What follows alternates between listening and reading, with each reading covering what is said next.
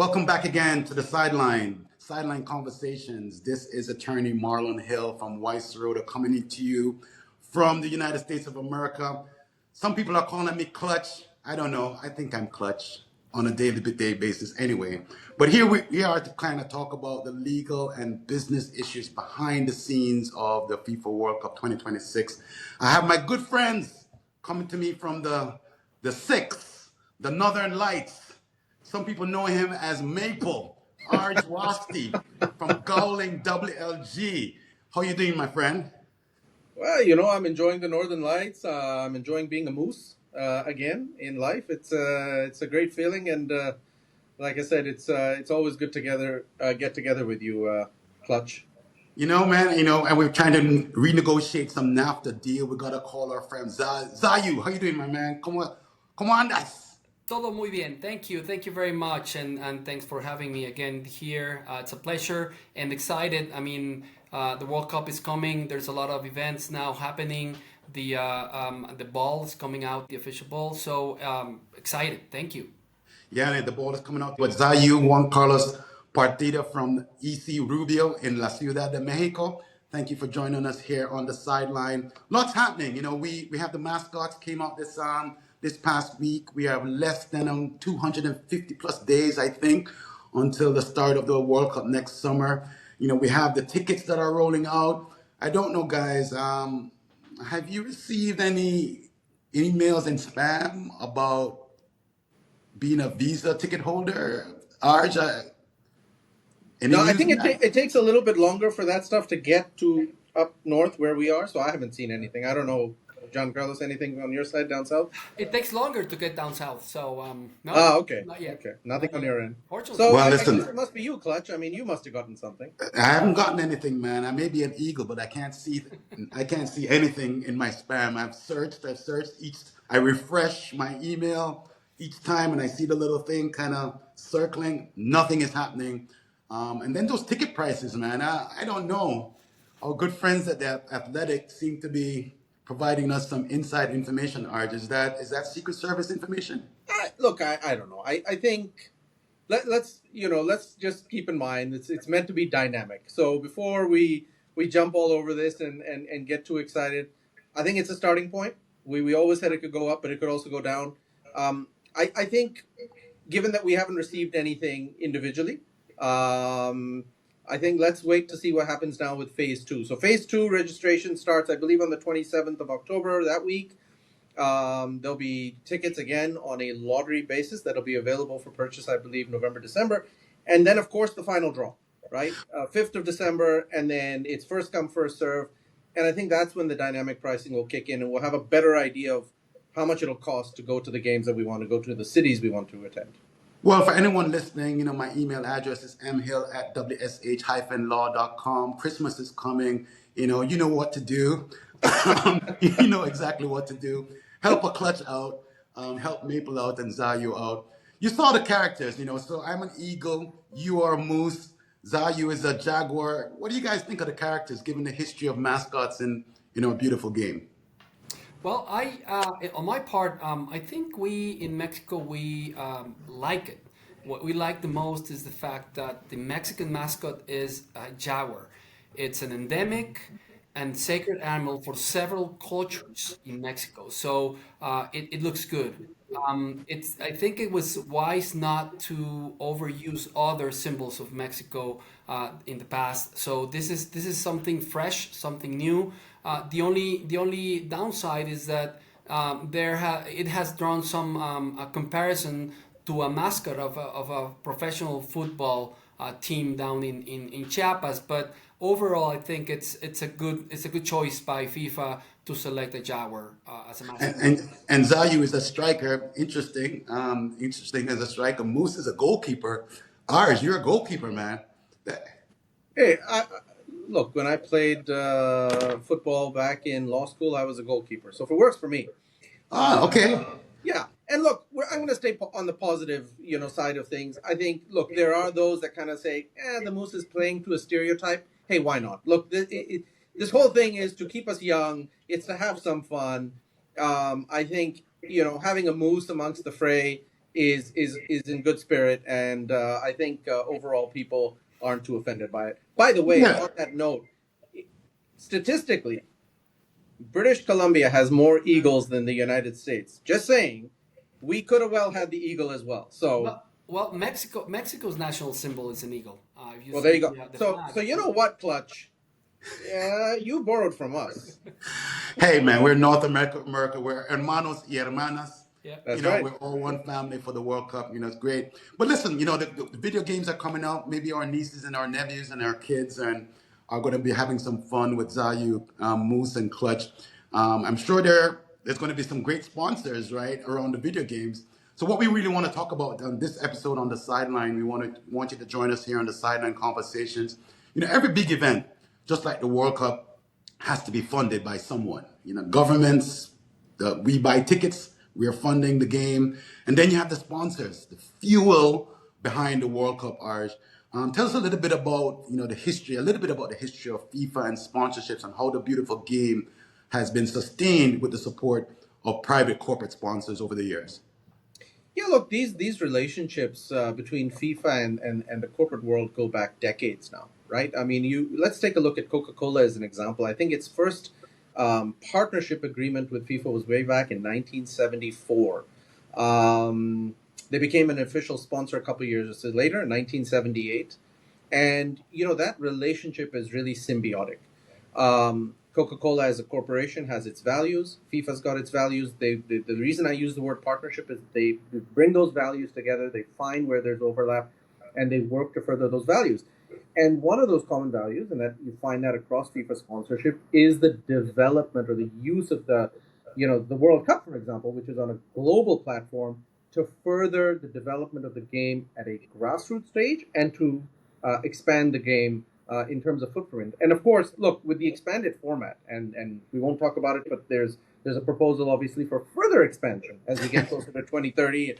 And you might balk at that and say, well, when is too much way too much? But Yeah. look, at the end of the day, the World Cup is about providing a global platform for the game across all nations equally. So I think that's sort of a little bit of background, and then that has now evolved into a very sophisticated and structured sort of hierarchy where you've got FIFA partners and sponsors at a global level, global Right. tier. You've got tournament sponsors, and then of course.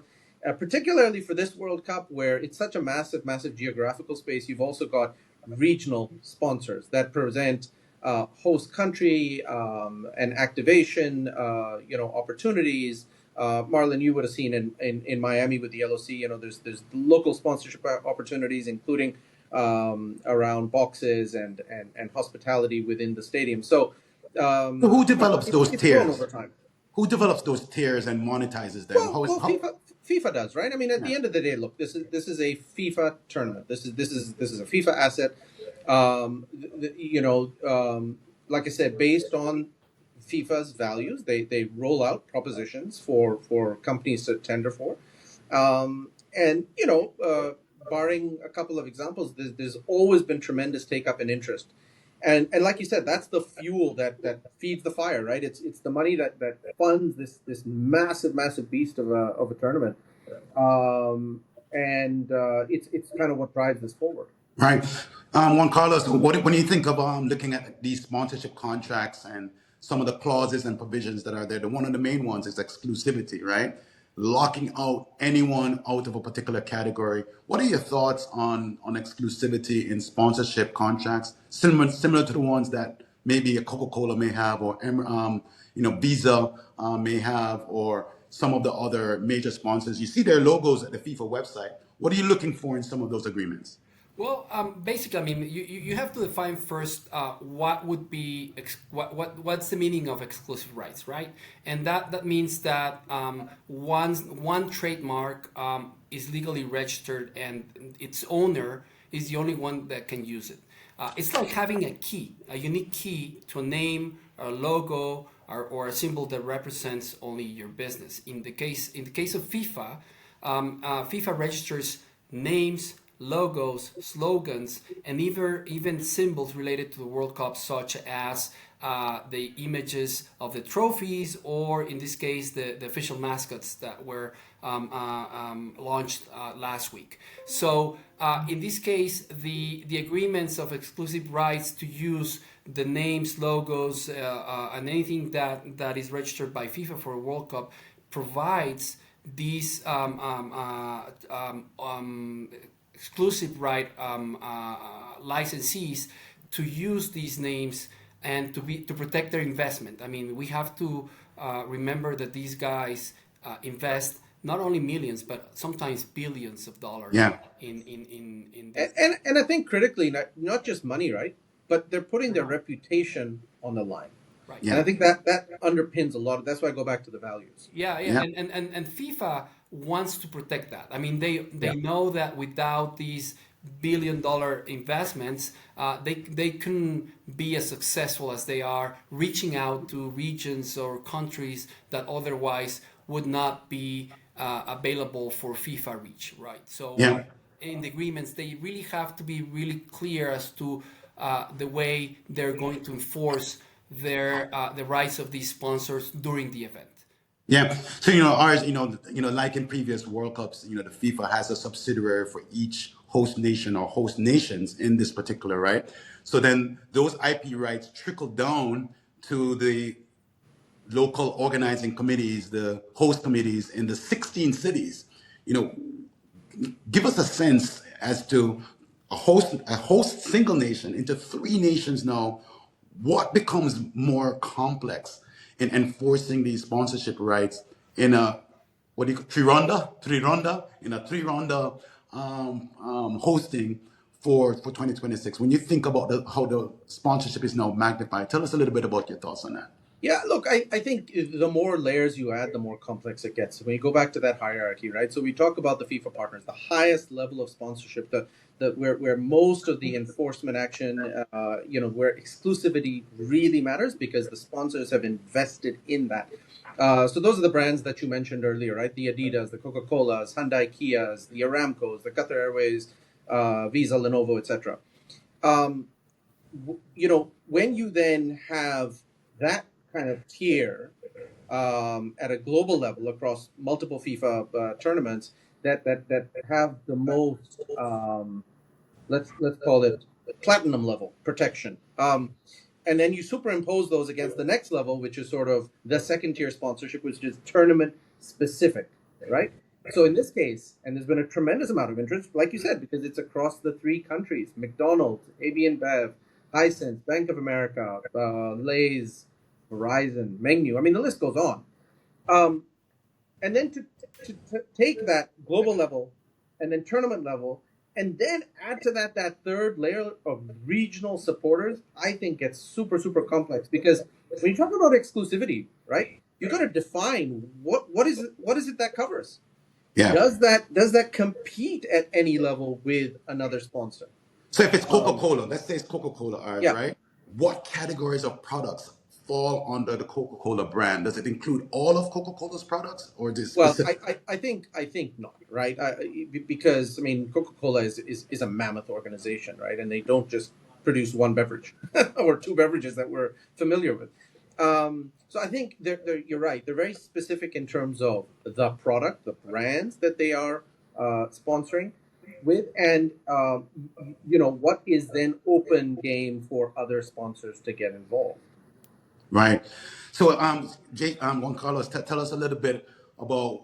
You are a big sponsor. Your company is headquartered in Mexico City. You put down billions of dollars. What are you expecting from FIFA and its infrastructure of it and its administration and operations to protect your investment? Well, first of all, is enforcement, right? And the way that FIFA enforces these sponsorship rights is by even when a country bids for a World Cup, it signs an agreement with FIFA promising that it will create and enforce certain even clean zones or within the tournament. What is a clean zone? What is a clean zone? Well, Zayu. Yeah, well, a clean zone is also called an exclusive or exclusion zone, which is an area established around official venues of the World Cup event, such as stadiums, fan zones, even training grounds of the teams, where only authorized sponsors, licensees, and partners of FIFA can advertise, sell, or promote products. For example, around the stadiums, on a match day, you won't see random billboards or street vendors or rival brands ads around that stadiums.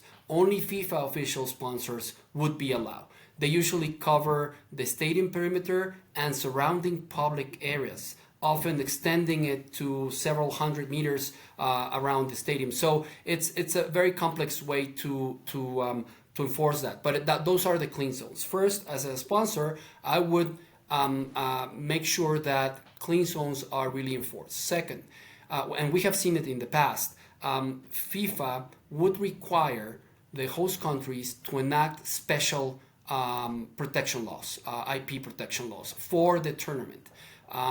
For example, in South Africa 2010, South Africa enacted the 2010 FIFA World Cup Special Measures Act. In Brazil 2014, the General World Cup Law, and similar laws in Russia and Qatar. So I would expect, as a CEO of an official sponsor, for FIFA to actually request or require from the government or the state officials to enact these laws, special laws, in order to protect my brand during the and around the event, right? Right. So, Arj, this is a billion person event, global event, the largest in the world. Everyone wants to grow their companies. They want to, and if they're locked out of a particular category because of an exclusive sponsorship, you're thinking, how can I be creative about reaching the fans and reaching the market, both in Canada, United States, and Mexico? So if you're a company and they come to you, Arj, asking you, how can I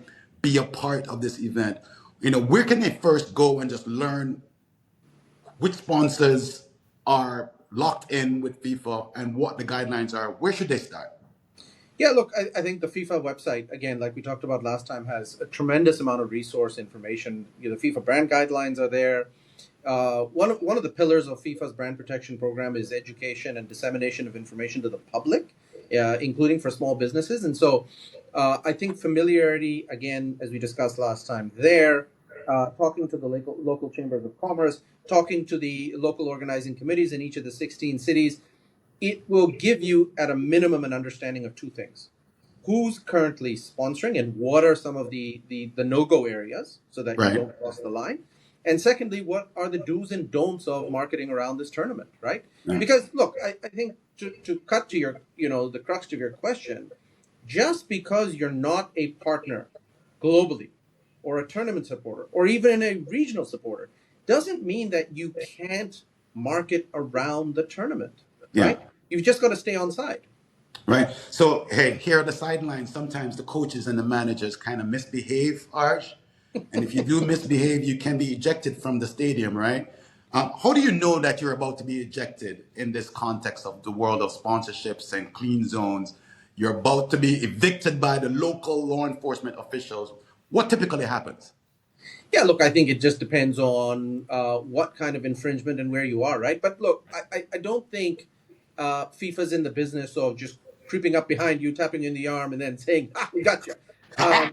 Yeah, exactly. It's look, at the end of the day, the foundation of the brand protection program is around commercial rights, and it's at the end of the day, it's business, right? So often, FIFA's got a pretty robust sort of, let's call it, enforcement program where they're constantly scanning the markets or relevant markets for infringement.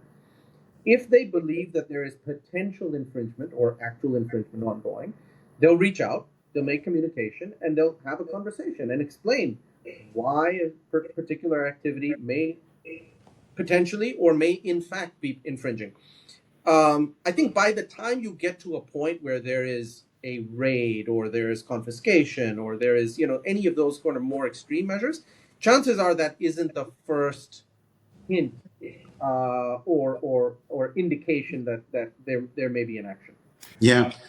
Go ahead. Go on, But and I Carlos. was going to say, but and I completely agree with you. But then you have the extreme manners in which other companies would like to take advantage of the event, which would be ambush marketing, for example. Yeah. Yep. Yeah. What are some of those? What are some of those things that we can or cannot do without getting a yellow card or a red card, Arj? If you are a company that wants to be creative, stepping up to the sideline without stepping onto the field and getting pulled off by the security. Look, I think the do nots are pretty simple, right? Like if you go again through the FIFA brand protection guidelines again that are public, it's all about just don't associate with the tournament or FIFA using tournament IP or tournament assets. So Juan Carlos listed some of them, right? The trophy is synonymous with the tournament, right? The ball that's issued later, the Trayonda, will be a tournament asset. The mascots are tournament assets. The minute that you start to use those in your own advertising, you've now associated with the tournament, and without having paid for that association, you've crossed the line. You're then subject to a yellow or potentially a red card. So By the way, Arj, the Sideline Conversations is not an official chat endorsed by the local organizing committee or FIFA. We are just three legal friends from North America having a conversation on the sidelines. The year happens to be 26. It happens to be La Ciudad de Mexico, Miami, Toronto, and it's around this game that we love, right? But for the record, scrolling across the screen, there's no affiliation. Right. yeah, and absolutely, and look, your beautifully designed T-shirt is a great example of that, right? Nowhere do you have the mention of FIFA. Nowhere do you have the tournament logo. Nowhere there do you have the World Cup trophy.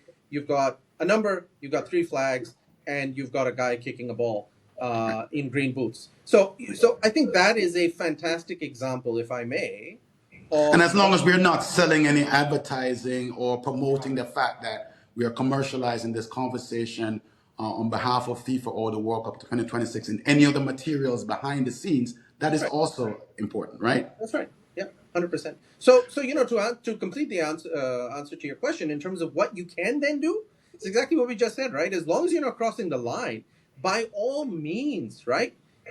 Advertise, promote your brand. As long as you're not in that clean zone that JC beautifully articulated, right?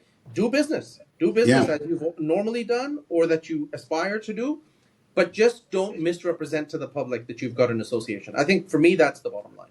Excellent. Arj, you've been to several World Cups. Have you ever seen any companies that are not partners or not sponsors do something creative that you go, man, I wish I thought of that? Oh, at the tournament itself, I mean, I've seen Or examples in, of. or in a clean zone or around a fan fest or yeah. Have you ever seen a company that has come up to the line, not crossed it, or even if they crossed it, they pivoted or The one that it wasn't live in the venue, but it was really around the 2014 World Cup. I don't know if you guys remember, but Neymar, of course, playing the World Cup at home, the Beats by Dre's, right? The headphones. They right, came up with this touching, just absolutely gorgeously designed advert for TV, where he's in the dressing room, he's kind of getting in the zone to focus, and he's got the Dre's on, and they didn't use tournament IP. They didn't talk about the World Cup. They just showed Neymar sitting in the dressing room and a lot of people globally just assumed, hey, this must be it. But I don't think any of the FIFA sponsors or FIFA itself could take action against Beats because there was no association. There was no association, right? yeah, It was, if there was association, it was actually in the viewers' minds, and I think that was a beautiful way of Nike, and has done this as well with footwear. It's about getting close, getting personal, getting the attention of the viewers, and then leaving it to their imagination. And I think that's how you do this without crossing the line. Zayu, it looked like he wanted to score a goal, Yeah, right? Go I ahead. think I think I think more than a comment, I would like to ask both of you whether the ambush marketing, like the case of the Bavarian girls incident in 2010. South Africa, 2010, Yeah. is something like is crossing the line or not? Because these ladies, these girls, were only dressed. By the way, it happened during a game between the Netherlands and Denmark in South Africa, in Johannesburg, where a group of 30 something ladies entered the stadium wearing identical short orange dresses.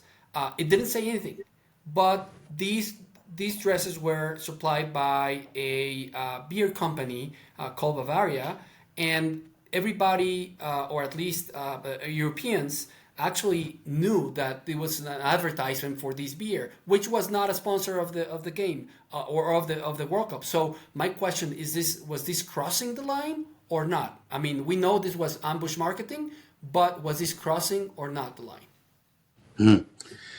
Boy, I would say that it's bordering on a yellow card right here.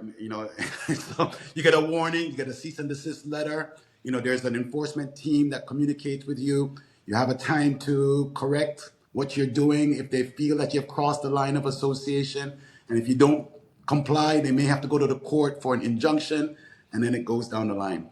But it only lasted what, 45 minutes until they Yeah, got but thrown out. 45 minutes in the world of global football and soccer is a lot of very valuable. JC, think about how many eyeballs, even in 2010, Yeah. how many eyeballs would have seen that on TV? And like you said, what's the intention? To answer your question, how do you know if they've crossed the line? It's a competitor with a particular event that, yes, you may not be able to figure it out at the moment, but when you unpiece this, there was an intent to associate, to have eyeballs in Europe that understood exactly who was doing this, and actually got the attention that they craved. By the way, imagine if this had been Carlsberg, right, with the green kind of right. Or Modelo. That's it. So I think, look, at the end of the day, FIFA's gotten smarter. I think that one incident has changed the way that FIFA's brand protection teams work and survey fans coming in. They now sometimes will politely ask if they feel that one too many people are wearing a particular color that has nothing to do with the teams on the field. They might actually ask you to take those off, put them out inside out, and enter the stadium. So Right. Okay. I think sometimes they've got to err on the side of caution now. Yeah. So listen, guys, the whistle is almost going to be blown here on the sideline. We No want extra time? Seriously? No extra time, man. No extra time. No extra time. But we'll be back again to talk about much more. Yeah. But there are many people that last couple of things that we wanted to kind of talk about. Many people are going to be hosting watch parties. It could be a family. It could be a restaurant. It could be a bar. It could be a city or a municipality. Any advice that they should go through in order to not cross the line of association for hosting a watch party next year? Crossing any sponsorship? In my mind, and according to what Arj was telling us about FIFA marketing rules, I think as long as you don't advertise with the FIFA logo, the FIFA World Cup logo, with the mascots, anything that is really protected by FIFA, I think it should be okay to advertise a match. Now, obviously, also there's going to be a lot of issues around who can actually broadcast or not the games in a venue like this. Yeah, Arj, I'm sure there are public viewing and licenses that need to be procured now. Well, yeah, and let's not forget. I mean, again, like with the sponsorship, there's a structure, there's hierarchies. The FIFA fan fests, the official fan fests, where you've got viewing plus more, that are also part of the clean zone strategy. Presumably will be in all 16 cities, at least one, and there may be additional cities globally where there are these fan zones. So you're going to have the fan fest. You may have then local organizing committee run fan zones, and then the third level will be these sort of private businesses, the bars, the restaurants, the malls, etc. That will want to. I think simple answer to your question: when in doubt, ask. Because often there is a licensing procedure available, right? Depending on the number of guests or patrons you're going to have, there may be a fee. again, reach out to the local chamber of commerce, reach out to the LOCs, find out, and there's always a way to do business. I think that's Yeah. the key here. I don't think, look, especially in North America, right? You've got these three massive economies. I don't think there's an expectation that business is going to come to a grinding halt in 16 major cities in the world. It just Right. ain't happening. JC is, he's a tiger. He's not going to stop. So at the end of the day, He's a it's jaguar. about Hey, that. he's a Yeah. jaguar. His category is a My bad. jaguar. My Very bad. He's a specific. jaguar. The point being, there surely is always a way and the World Cup is meant to facilitate the growth of more business. So when in doubt, find out, follow the rules, stay on side. You should be good to go. JC, before we close, any tips for any small business owners, companies that are looking to come right up to the line, right up to the sideline without getting a red card, as they prepare for the World Cup next year to be a part of this exciting moment in history? No. I mean, the only suggestion is, again, as Arch says, ask to your local chambers, to the local organizing teams, and you will be able to do business. Now we have to do it orderly, so it's a matter of doing it in the right manner, just like that. Ask and find out what the rules are. All right, listen. Go ahead, Marlon, Arch. Yeah.